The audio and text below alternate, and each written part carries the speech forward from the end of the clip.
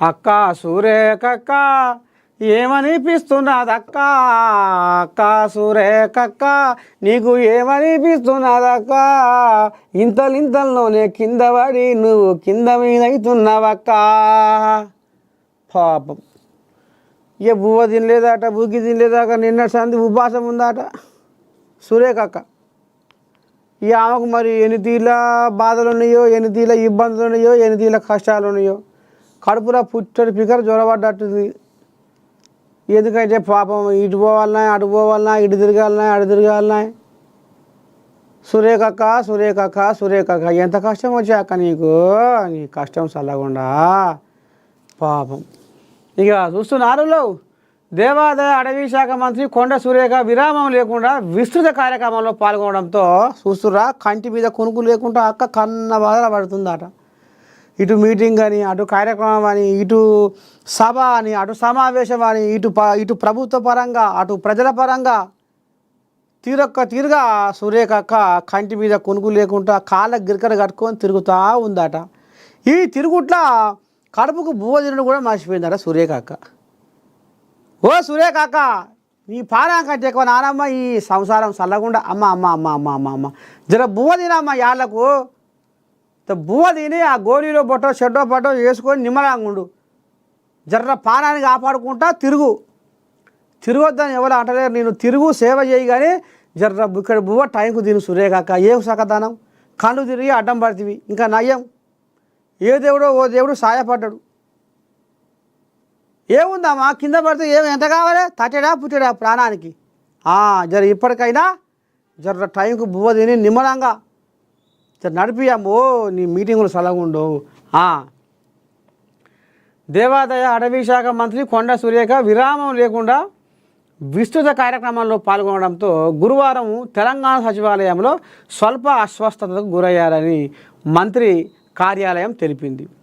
కొద్ది రోజులుగా వరంగల్ ఈస్ట్ నియోజకవర్గంలో విస్తృతంగా కార్యక్రమాల్లో పాల్గొన్నారు. ప్రపంచ పర్యావరణ దినోత్సవం సందర్భంగా గురువారం హైదరాబాదు పీసీబీ కార్యాలయంలో ఏర్పాటు చేసిన కార్యక్రమానికి మంత్రి హాజరయ్యారు. అనంతరం సచివాలయంలో జరిగే కేబినెట్ సమావేశంలో పాల్గొనేందుకు అధికారుల నుంచి సమాచారం సేకరిస్తున్న నేపథ్యంలో సకాలంలో ఆహారం తీసుకోలేకపోయారు. ఈ నేపథ్యంలోనే మంత్రి కొండా సురేఖ సచివాలయంలో స్వల్ప అస్వస్థతకు గురయ్యారు. ఆమెను పరీక్షించిన వైద్యులు ఆందోళన అక్కర్లేదని స్పష్టం చేశారు. మంత్రికి అక్కడే ప్రథమ చికిత్స అందించి విశ్రాంతి తీసుకోవాలని సూచించారు. సీఎం రేవంత్ రెడ్డి మంత్రి సురేఖను పరామర్శించారు. 1-2 రోజులు విశ్రాంతి తీసుకుంటే సరిపోతుందని వైద్యులు సీఎంకు చెప్పారు. ఆరోగ్యంపై జాగ్రత్త తీసుకోవాలని, ఇంటికి వెళ్ళి విశ్రాంతి తీసుకోవాలని సురేఖకు సీఎం సూచించారు. తన ఆరోగ్యంపై ఆందోళన చెందాల్సిన అవసరం లేదని వాకప్ చేసిన వారందరికీ మంత్రి ధన్యవాదాలు తెలిపారు. ఓ అమ్మ నీ ధన్యవాదాలు చల్లకుండా ఏం ధన్యవాదాలు కానీ ఆ ముఖ్యమంత్రి రేవంత్ అయ్య కూడా చెప్పిండట జర పానాన్ని కాపాడుకోవాక అని. ఇప్పటికైనా జర్ర నువ్వు పానం మీద కూడా సోయి పెట్టు, జనాల మీద సోయి పెట్టు, నీ పానాల మీద తెచ్చుకోకు.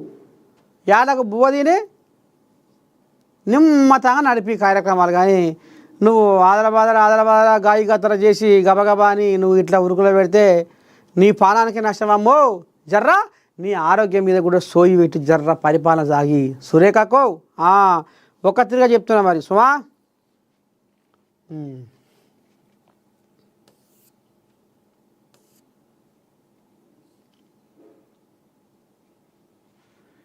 కర్ణాటకకు చెడ్డ పేరు వచ్చింది.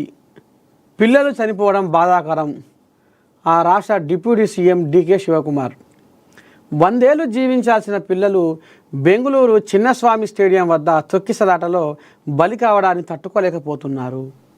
ఈ ఘటనతో బెంగళూరు కర్ణాటక రాష్ట్రానికి చెడ్డ పేరు వచ్చిందని డిప్యూటీ సీఎం డీకే శివకుమార్ అన్నారు. 14-15 ఏళ్ల వయసున్న పిల్లలు చనిపోవడం కల్లారా చూశానని ఆయన ఆవేదన వ్యక్తం చేశారు. గురువారం సదాశివనగర్లోని తన నివాసం వద్ద ఆయన విలేకరులతో మాట్లాడారు. చిన్నస్వామి స్టేడియం తొక్కిసలాట ఘటనను తీవ్రంగా పరిగణించి దర్యాప్తు చేపట్టి లోపాలను సరిదిద్దుకుంటామని చెప్పారు. ఆర్సీబీ జట్టు బెంగళూరుకు వస్తుందని మీడియాకు సమాచారం ఇచ్చారు.